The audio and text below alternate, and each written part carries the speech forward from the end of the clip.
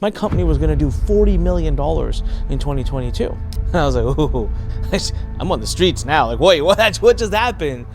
So our revenue went from making millions per month to nearly zero in a moment, in a flash. To add insult to injury, my company was actually in the process of being sold. I lost my entire business. The part that I really want you to understand that was a massive toll is right here. And that was, I'm gonna tell you, that was probably one of the hardest things about this case. May of 2022, I got this FedEx package in the mail, and my life as I knew it was over. So what is this package? Well, it says right here, Federal Trade Commission. The FTC sent me a 31-page demand letter with 32 different detailed things that they wanted from my business. Things that are so thorough, so detailed, it would take me over a year and literally over $1 million in fees just to get them what they want. Today, I want to talk to you about my case. I want to talk to you about what happened. And I want to tell you about the worst 18 months of my life. Now, to put that in perspective, about 20 years ago, I had to go to the hospital. I was very sick. I got admitted. I was in the ICU for over 3 months. As a matter of fact, I got transferred from hospital to hospital. I would have convulsions at night where I would have massive amount of internal bleeding. I was getting 2 pints of blood transfusions a day. I couldn't even sit up. They couldn't put my bed upright because if they did, my heart rate would spike to over 170. So for 3 months, I was laying flat on a hospital bed. My legs atrophied. I eventually had to have surgery that they said I had 50-50 chance of waking up from. The surgery was over 10 hours. It was an incredibly difficult recovery, only for 6 months later for me to have another surgery as I went home and made a makeshift hospital in my parents' basement, and only again to have another surgery 2 months after that. So 3 surgeries, major surgeries in 1 year. Why am I telling you this story? That was a tough year.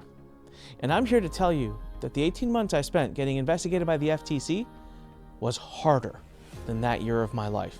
Now, why do I start with such a dramatic opening? I do it because I want to get your attention. If you're advertising or marketing out there, I'm telling you right now, we're doing a research right now. All right, it's not done yet. It will be done soon. And in that study, I am finding, alongside of Greg Christiansen, our attorney, that a majority, a lion's share of marketers and advertisers are violating the FTC rules, and they don't even know it. And I'm going to tell you about my story. I'm going to tell you about how my process went down, what happened, and I'm going to tell you that right now, for the rest of this year, at least, I have devoted my life to bringing the message, as I say, the message, the good message of compliance, the good news of compliance to the world. You know, when I got this, I was so shocked, all right? Of course, I knew about the FTC, and of course, as a marketer who was doing tens of millions a year, my company was going to do $40 million in 2022. Of course, I, at some level, would worry about the FTC, but I never thought I would be a target. I was pretty surprised. And I'll tell you why, because of what I was taught about the FTC and what I was taught about how you come under regulatory eyes. I just didn't think I was in that boat. So today, we're going to talk about all of those things. Welcome, by the way, to this podcast. Don't say that. On the next episode, which is already live, you're going to be able to meet Greg Christiansen, our FTC attorney, who's going to be helping all the marketers and advertisers around the world learn how to follow the rules and market and sell well without breaking the rules. So today's my story. I haven't talked about it. A case settled many months ago, and I've been pretty tight-lipped because I wanted to make sure that before I came out public, I had resources and I had things for you. Speaking of resources, bam! All right, this book launches on Feb 13th. So right now we're gonna have a book. I'm gonna have training, academies. We have a compliance summit event coming up, because I want to show you the things I didn't know. So what's the TLDR? What happened? All right, May of 2022, I get served with that notice I showed you earlier that I don't want to look at anymore. And it took us 18 months almost to close the case. We are now, at the time, settled. I had to pay a $2.5 million fine. Before you even dare say, oh, Anik, you've made tens of millions. $2.5 million is nothing. Pause. Let me tell you what happened. Number one, the $2.5 million is what I had to pay to the FTC. That doesn't account for probably about $2 million, if not more, that I spent between my team, between lawyers and between forensic companies to deliver all of the demands that the FTC made, all of the discovery, as they call it, the documents that have to go to them. That also doesn't account for the fact that as of May of 2022, I pretty much shut down my entire business that, like I said, was well on its way to do $40 million that year. So why did I shut my business down? Was I told to do so by the FTC? No, not at all. I had to do it because we're a publishing company. Although I was not legally required to tell those who I publish about the investigation, I'm not like that. I would have never continued to sell their product with their face and their name on ads without them knowing. And I knew what they would say, so before I even told them, within days of receiving the notice, I had already shut down all the advertising. So our revenue went from making millions per month to nearly zero in a moment, in a flash. To add insult to injury, my company was actually in the process of being sold. I would have had my dream come true. To add more insult to injury, I had just had my first child. My wife had just delivered less than a month before I got this notice, so I was excited not only to sell the company, but to take a year off and go be dad. So a lot was going on in my life. So let's go back to what it cost. I lost my entire business. If you actually accrue the opportunity cost, the hard cost of running the lawsuit, and the fines paid, we probably come closer to $15+ million. That's opinion. I can't substantiate that. But looking at my profits, looking at everything else, and look at the other losses, about $15 million.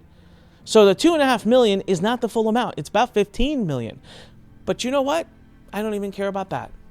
The part that I really want you to understand that was a massive toll is right here. The psychological and mental toll. Going to bed at night thinking, what are they going to say about you? Going to bed at night and thinking, what will the world, what will the industry, what will people say about you? How will you tell your parents? How will you tell your kids? Is everyone going to hate you? Is your 20 years of work gone down the drain? See, in our company, one of the things I want you to know is the lesson that I was given, the thing I was taught for 20 years about the FTC and other regulatory bodies was be good to your customers, refund when they want, all right? Serve them as they need, and make good on your promises. If you have happy customers and you don't have complaining customers, you have no problems. There's no reason for you to be regulated. Well, it's not exactly true.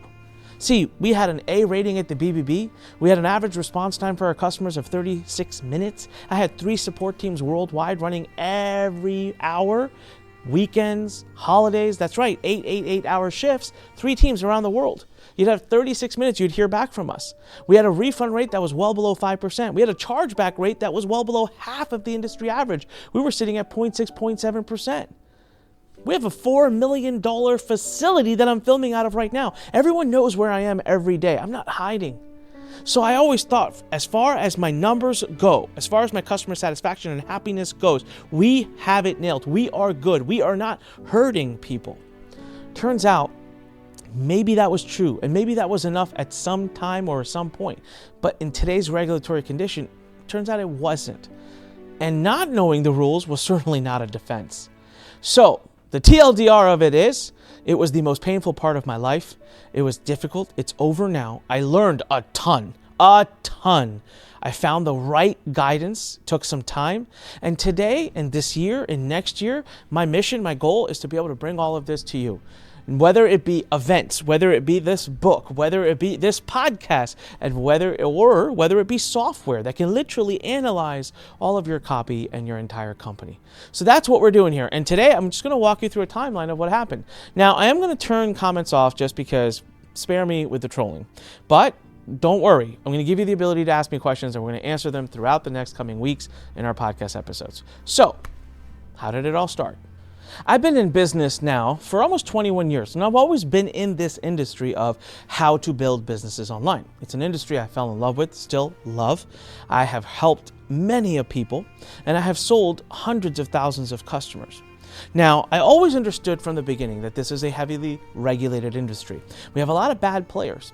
And for the most part, I was always on the sidelines rooting on agencies like the FTC and other AGs and state government bodies. Why? Because the people I would see them take down were people that I really genuinely, truly believed in my heart needed it. They were doing outright scams. They were hurting people. I never for once, even for a second, thought I was a part of that. I've never been sued by anybody. I've never hurt a single customer. Never had a legal notice delivered to me by a customer. We've been good by people. We've issued refunds to people years later, even at times, right? So again, be good and nothing bad happens. It just isn't true. So having been in this industry for that long, having sold courses for a long time, for the last few years, since COVID, we were really beginning to scale. We had dialed in the model. We were a publishing company, so we were publishing other people. Turns out we were also absorbing all of the risk of every single person we published and every single thing they said. That came up later. So as we grew and as we scaled, I was at a point where at the end of 2021, I decided it was time for me to either sell the company or step down as CEO to go off and do something different. Greener pastures. I'd been doing the same thing for 20 years, which for an entrepreneur is a little bit of a miracle. So we had some great offers on the table. I had great leadership in the company. We had built an amazing team of the best of the best of the best. It was time. So as my daughter was born in April, I made the decision and did not announce it yet that I was going to be asking my right hand to step in as CEO on my birthday, June 14th, and I was going to step down and spend some time with my daughter. Now, at that time, our business is mostly run as follows. We run ads that go to a webinar. At a webinar, we sell an offer for about $1,000 to $2,000. If you buy the offer, you have the ability to book a call. We have other accelerated coaching programs and consulting programs. And we have the email list that we would nurture and do campaigns to every single month, whether it was launching a new program with one of our internal published experts or few times a year, we'd publish or promote somebody else's program as an affiliate. Pretty simple business model. Took forever to dial it in and to build the right team, but we were at the point where we were ready to scale. I have no doubt in my mind that in 2022, we would have done 40 million at a pretty dang decently high profit margin. And 2023, who knows? It would have gone on to hopefully grow even more, but I would have most likely sold the company by that point and done something different with my life. Now, as this notice came in May, obviously, I knew right out the gate but I couldn't sell the company, right? That was gone. I also knew at the gate, I couldn't ask my right hand to step in as CEO and say, hey, congratulations, here's a big mess to work with. It was mine. It was my ship to now guide. It was going to be my next experience. One thing I knew, and I had said this to my wife, and I said this to anyone that knew me, and I said, this is not going to break me. This is not going to end me. I refuse. I remember reading and hearing about a lot of stories of people that have been sued by the FTC or the SEC. Now, just to be clear, I wasn't sued yet. I was just being investigated. But people who were investigated or sued going on to commit suicide, falling into massive depression, going bankrupt. And I was sitting there looking at my daughter who had just been born and my wife, and I was like, no, that's not me. I will prevail. Now, I also want you to understand, at no point during this time was I angry or cursing out the FTC or having a big hissy fit about it, because reality is reality. All right, there's no point in looking back. You only look forward. So I knew I was in the situation. Fair or not, agree or not, didn't matter. I was there. I needed to address it, and I needed to figure out how I'm going to move past it. So there began my journey of not only trying to address the matter, facilitate what the FTC needed, cooperate with them, but I also needed to figure out how I was going to continue to generate revenue, keep my team together, and all of those things. Well, so I get the notice on Friday. By Monday morning, 9 a.m., just 2 days later, I shut the entire company down. I have to lay off by Wednesday about 80% of our staff. I'm left with now the best of the best, the management, the key team I'm going to rely on to come back. Now, at this point, for the first 1 or 2 months, there is no coming back. We are just trying to get a grip on all of the things that they asked for in this document, guys, is what I call a colonoscopy of your business. 32 detailed things. Let me give you an example of what. Give us a list of all your advertisements. Give us a list of all your refund requests. Give us a list of all the responses to those. Give us a list of all your merchant accounts. Give us a list of all your bank statements. Give us a list of all of your sales calls. Show us every ad you've run, every webinar you've done, every video you've done, every sales page you've done. I mean, the list just goes on. I'm not even covering all of it, guys. Give us a list of all your customers. Give us a list of your, give us access to your CRM. Give us a list of every testimonial you have. Give us a list of every contract you've ever signed with any customer. Give us a list of any legal issue you've had. Give us a list of any complaints you've received and the response to those said complaints. Give us a list of every chargeback. I can keep going. 32 different things, a lot of which were actually difficult. took our team a long time to go back and find everything. And responding to them and saying, it's hard. That's not an answer. The less you cooperate, the worse it gets. And I had full intention of cooperating to the fullest. So the first thing we did is we got on the phone with the FTC and we requested an extension. And they were kind enough to grant that. However, it was interesting because they wanted 2 things right away. So they said, we'll give you the extension, but these 2 things we want right away. And to me, it gave me an interesting clue as to what it is that the government bodies are really interested in. Thing number 1 was they wanted all of our merchant account statements. Alongside that, they wanted all the communication that came with the merchant account statements. So what does this tell me? If you're out there processing revenue right now, keep your merchant statements clean. Make sure your refund rates and chargeback rates, because they look for that. And if you're out there round robining and taking 16 merchant accounts and you're getting other people to sign on for merchant accounts, by the way, if you're having other people unrelated to your business sign for merchant accounts so that you can run through them, that's wire fraud. That's criminal. That's actually jail time. Don't do it. Now, in our case, thank God, I had the same merchant accounts for over a decade. I had only a few of them, did not round robin, and we had 1 email back and forth with that merchant account, and that was literally in 2018, and we had a big spike in sales. They said, why are we seeing so much volume? And we said, we did a launch, and they said, okay.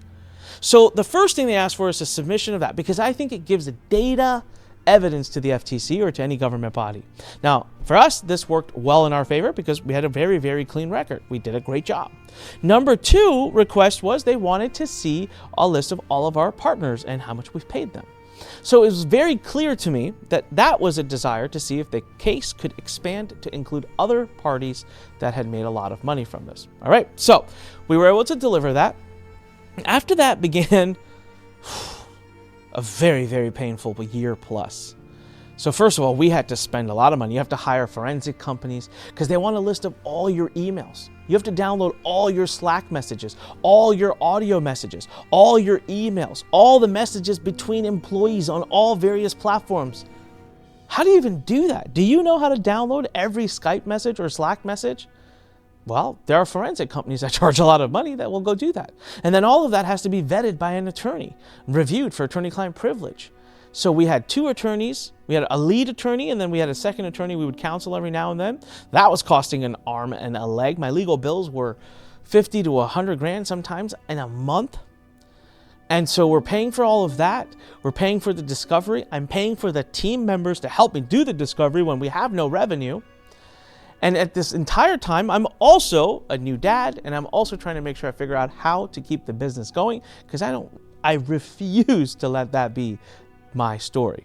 So this goes on for months. Now, during this time, let me tell you about how the case went, where their focus went. First and foremost, what I'm going to do for you is I'm going to add a PDF below in the description. It's going to summarize the list of things they asked for. Now, I'm going to do this respectfully to the FTC. I'm not going to break anything or break any rules. I'm just going to want you, for example, if I look at this right now, there's a part here that says, describe your role in participating in developing, reviewing, and evaluating policies and procedures for assessing and determining whether the company will make. Basically, they want to know, did I have a major role in the decisions being made? But then here it says, list and describe all substantiation without regard to applicable time period. So they listened to my stuff, guys. So let's talk about this.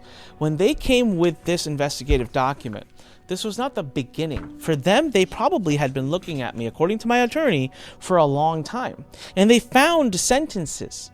So imagine a 4-hour webinar. Over the course of 3 years, they listened to many of them. They would find a sentence, right? So sometimes we get a little excited when we're selling on and we believe in our product, but then there would be sentences. For example, let's see here. I will be stunned if you do this religiously for a week or 2. I'll be shocked if you don't make some money. Right? Specifically, I'll be shocked if you haven't made $1,000. I'll go on to say that a little bit later. And in context, there was a lot said before and a lot said after. Is this right or wrong? Now I'm looking at it and say, hey, we shouldn't say that. But in context, what I was saying is if you put the time and you put the energy and you use our support and use our help, I would be shocked if you haven't made this much money.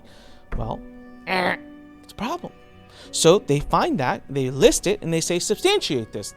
How and why did you say that? And how is that true? Give us a list of all the students who have met that. So I'm going to give you a PDF, and it's going to have a summarization, not the specifics, of the types of things they ask for so that you can make sure in your business you're paying close attention to those types of things. So now, in this about 10 months, because we started delivering information to them 2 months in, Then it was probably about another 10 or 11 months. They would come back. Now, what would happen during this time is we'd submit information, and sometimes they'd go quiet. 1 month, 2 months, 3 months. And you might be thinking, oh, that's nice, Anik. You could focus on your business. It ain't nice. You didn't know what was going on. You'd be worried. You'd be stressed. At night, you'd be like, oh, my God, is the F? And the other thing is, by the way, when you don't know what you don't know, you don't even believe your lawyer. So you create these scenarios in your head because you're like, is the FBI going to raid my office?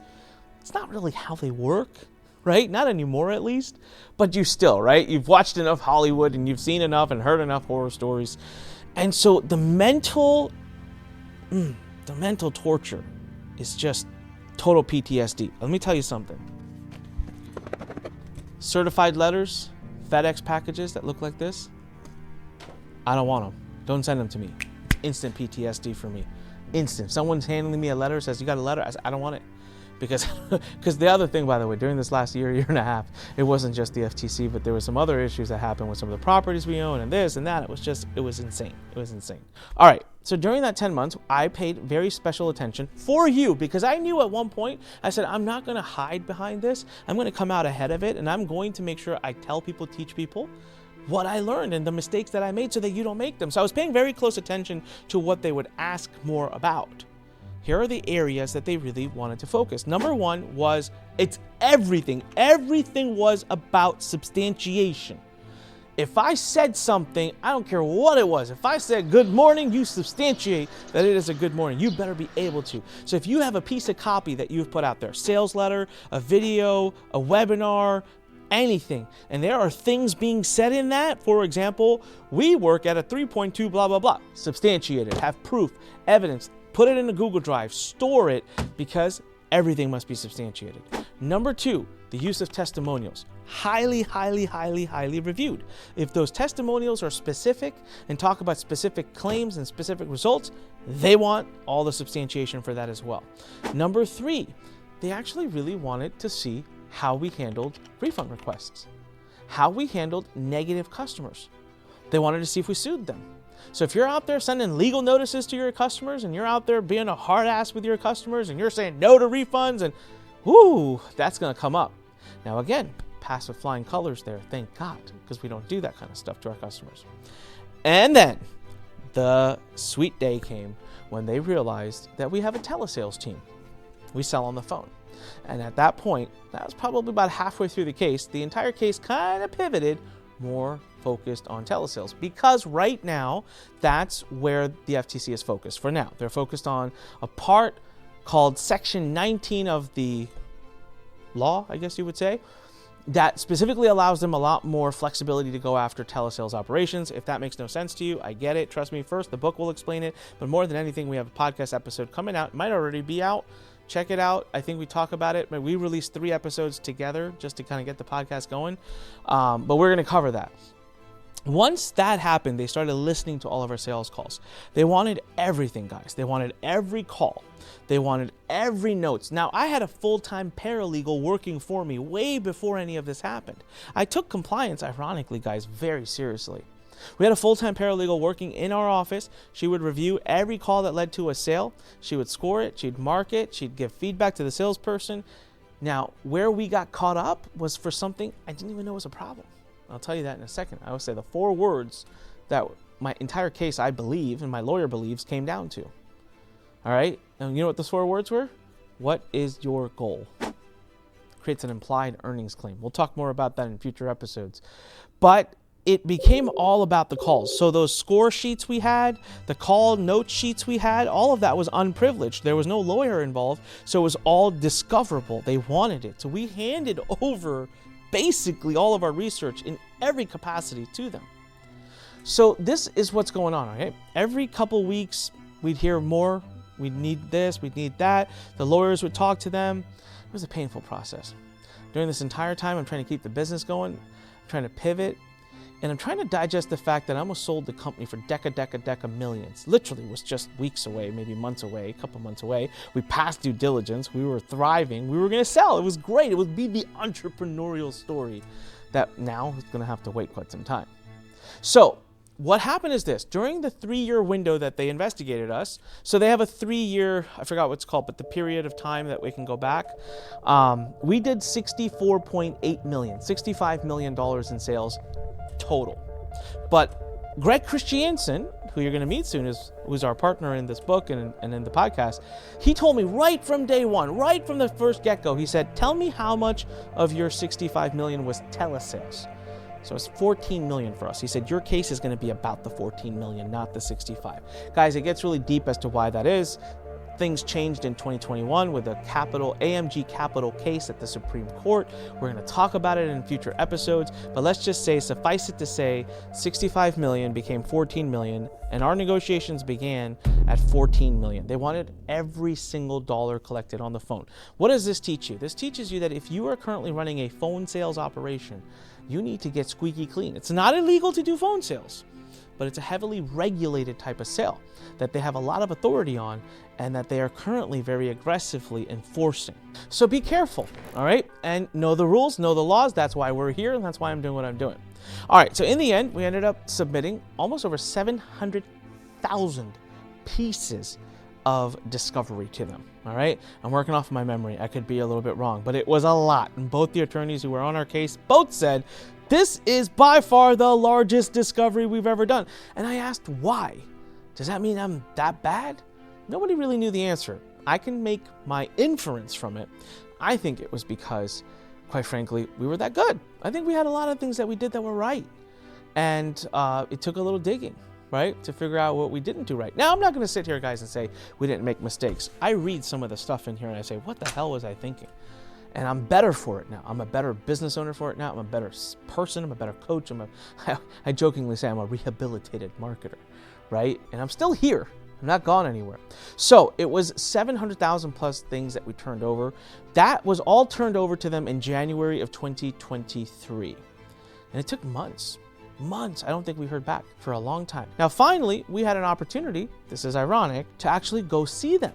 All right, this is a little bit of a funny story, so I'm gonna take a tangent here. I had an opportunity to go see face-to-face, I guess, 2 of the lawyers from the FTC side that were investigating us. So the appointment's made, and here's what we decided to do. I thought it was a little bit ironic since it was my webinars being called into question. I made a webinar.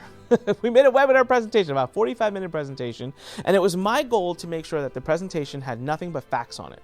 Numbers on every slide, details, facts, things that you cannot argue. Because I wasn't going to go there and say, guys, I'm the good guy, I do good things, come on, you got the wrong guy. I said, here are facts that prove that we ran an amazing operation, and that our customers are happy with us, and that we served people. So I got to go to the FTC building. I went inside. Now, as I walked through the main security to the building and then enter into the security side that is for the FTC, the funniest thing happened to me, which brought me joy. In that moment, can you imagine the tension? You're walking in, you have 3 or 4 of your employees with you, you have your 2 attorneys with you, and you're going to go face your accusers, so to say. It's tense. As I walk in to the building, the head of security sitting at the desk for the FTC turns and looks at me and goes, holy shit! Anik? And I was like, really? I said, yeah. He goes, oh man, I love you. I love your stuff. I've been on your, what are you doing here? And I'm like, I point to the FTC sign and he goes, oh man. That is going to be in my 18 months of being investigated. I get a little emotional even thinking about it right now. It was one of the moments where I felt validated. And I don't know how to explain it. It was just ironic. I almost felt for a minute that God had placed that person there for me just to remind me that even though I was going through all of this stuff, I wasn't a bad person, that there was actually someone at the FTC that I had helped and that he had taken a lot. And he had actually never bought any of our courses. He says, I take all your free stuff, man. Gotten a lot out of it. And so, of course, when the attorney from the FTC came down, my attorney was like, hey, you got to talk to this guy, right? And it was a lighthearted way to start that very tense moment. So we went to see them. I did my presentation. One thing I'll tell you guys right now, and I say this and I mean this, the process, as grueling as it was, as painful as it was always very professional, all right? There were no threats made. The FTC was, every time we asked for an extension, we got one. We weren't told to shut down our business. Even today, I'm not injuncted away from doing my business, right? Do I agree with everything they said or surmised? No. Do I think I paid way more than I should have? And do I believe that there are far better candidates for them to have spent their time and energy on? Sure. But do I say it is what it is and that the agency serves a great purpose, because although I believe I'm not one that they should have taken down, they have also taken down many good people. So it was a pretty professional meeting, all right? Dare I say there was a few moments of laughter and smiles. Few, not many. Now, at the end of that meeting, they did summarize to us that they were concerned that they had finished their investigation and they were ready to write the summary letter and that we could begin, if we wanted, to settle. They said, would you like to settle? We said, we'd like to try. Yes. Depends on the amount. Now, that process took a long time. Now, this is where the next painful part happens.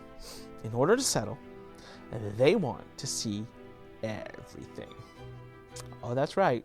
You got a pair of shoes worth more than $500? They want to know.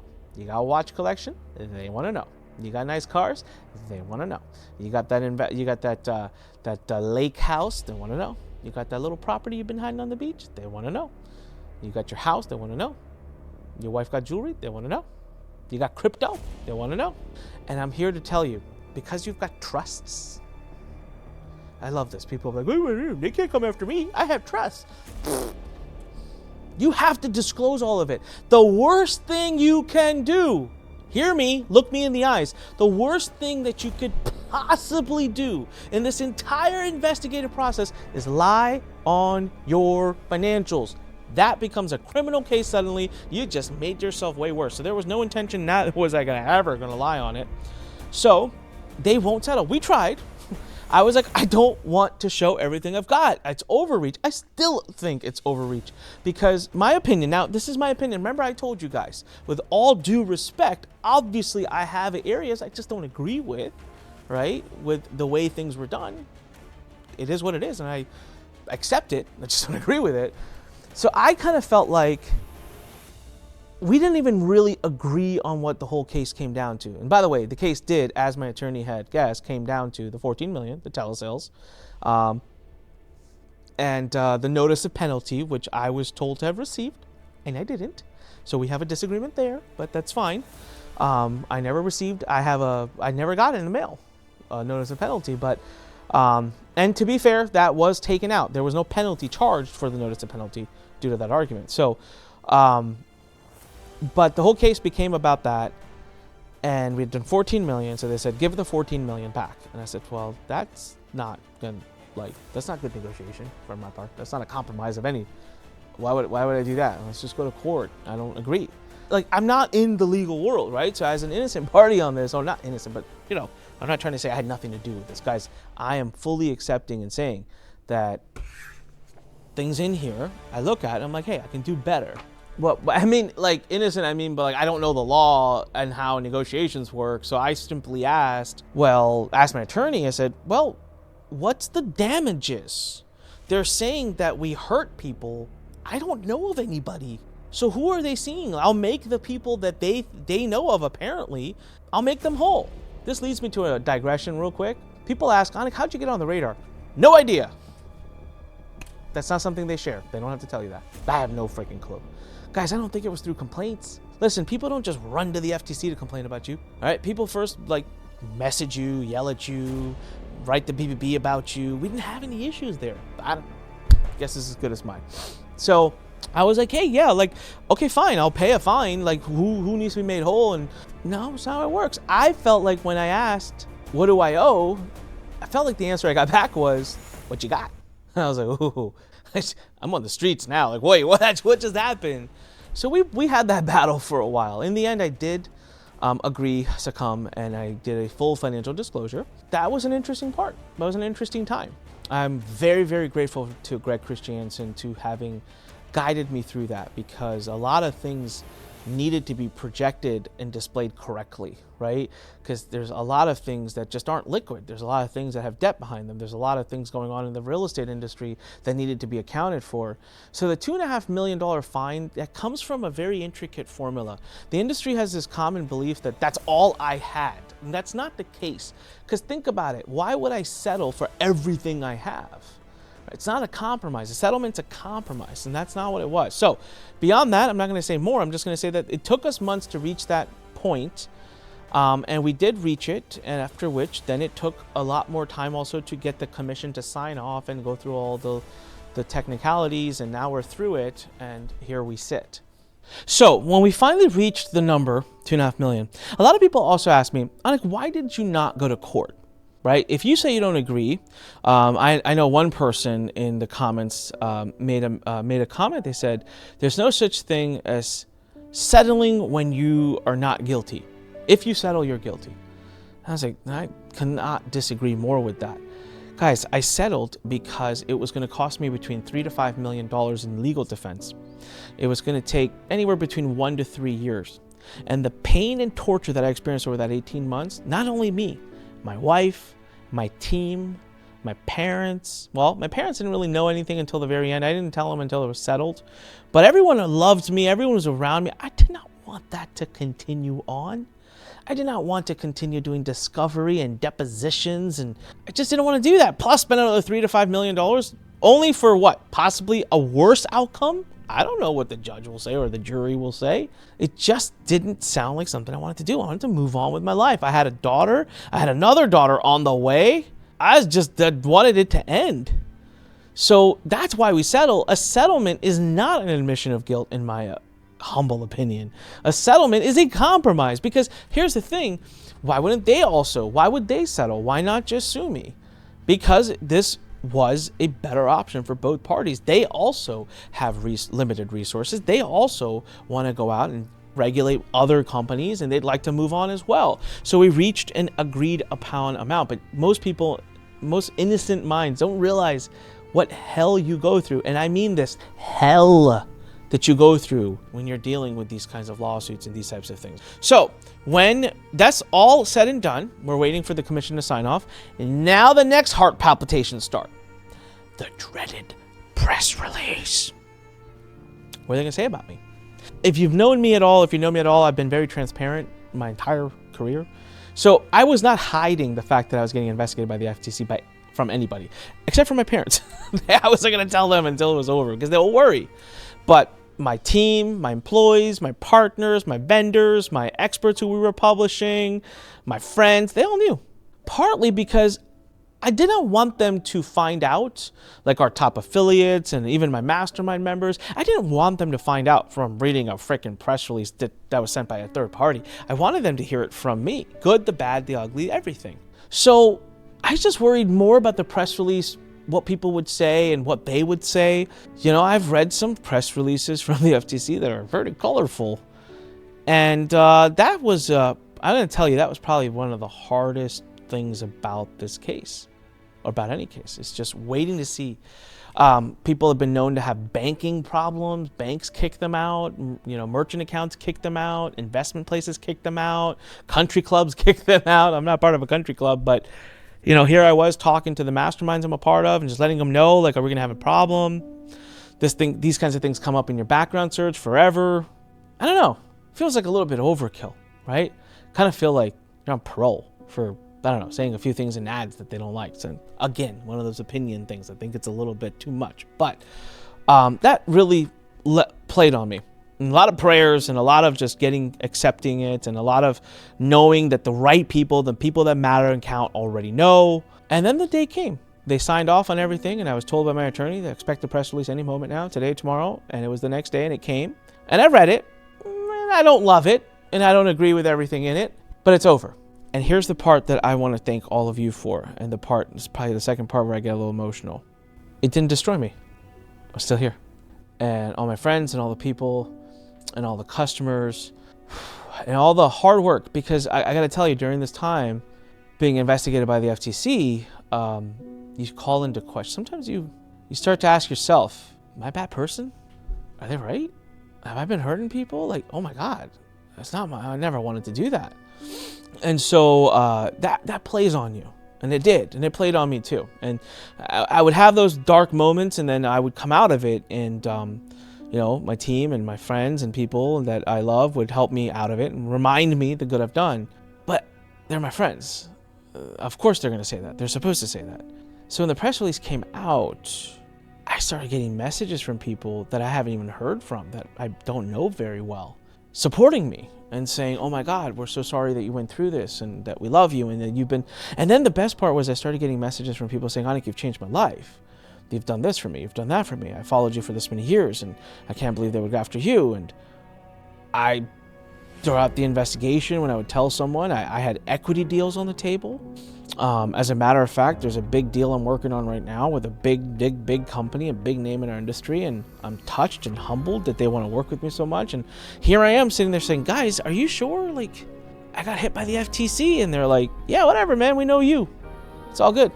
So yeah, the press release came out, and I held my breath for a week, and my attorney was like, it's over, man, it's done, you're good, you can take a sigh. And I said, no. Held my breath for another week. The worst I got were some messages about me in a particular group on Facebook that were fairly uninformed, inaccurate, and even there I had people show up to support me and fight on my behalf. And I am so grateful. I just want you guys who are watching to know that it seriously touches me. I'm so grateful. Thank you so much. Thank you so much for allowing me to still be here. Thank you so much for allowing me to serve. And yet it really was hell. It was really bad. And again, I repeat, it wasn't hell because it was made to be hell. It was hell because it's in here. You create your own hell.